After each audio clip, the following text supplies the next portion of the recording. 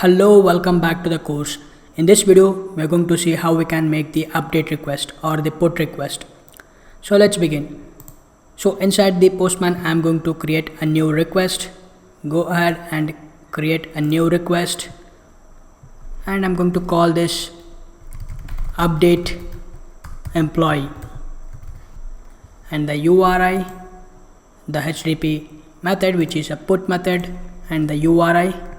Within the two curly braces, we are going to use the environment variable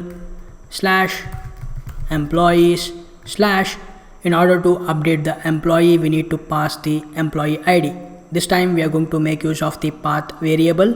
So let's pass the employee ID, let's say 45. So now we have the URI, and inside the create employee, I'm just going to copy this, and inside the update employee, go to the body and choose raw, and from the drop down select JSON, and let's paste it. And now let's go to the STS. Let's create a new handler method for updating the employee data, public, and this time we are going to return an employee object itself and the handler method name, which is update employee. And we are going to map it to the @put mapping annotation.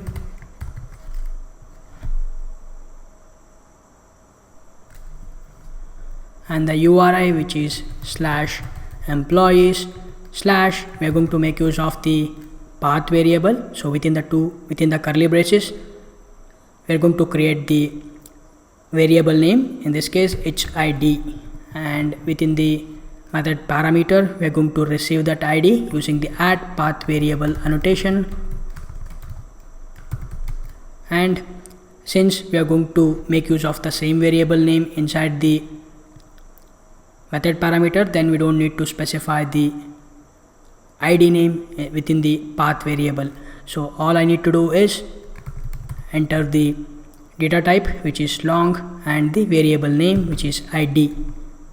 Now inside this, we are just going to return, and also we need to receive the employee object because we are going to send the information inside our request body.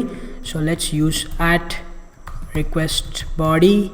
We are going to map it to the employee object, employee, and now inside this we are going to return the employee object. And before that, just for our understanding, we are going to print a message which is updating the employee data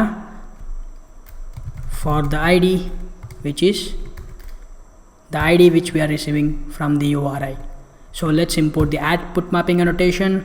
Alright, now let's save this, and our application is already running and it has been restarted. Now let's go to the Postman. Let me clear the console, and now let's go to the Postman, and when I click on this send, we do get the response, which is the employee data, because we are returning the employee data, and since it is the response is giving in the JSON format, because we have added the @rest controller annotation that itself includes the @response body annotation. Alright, so now let's go to the STS, and you can see the message, console message, which is updating the employee data for the ID 45. Alright, so now we have created a 5 handler methods. Later we are going to perform the database operations with the help of these handler methods. Alright, that's all about this video. I will see you in the next video.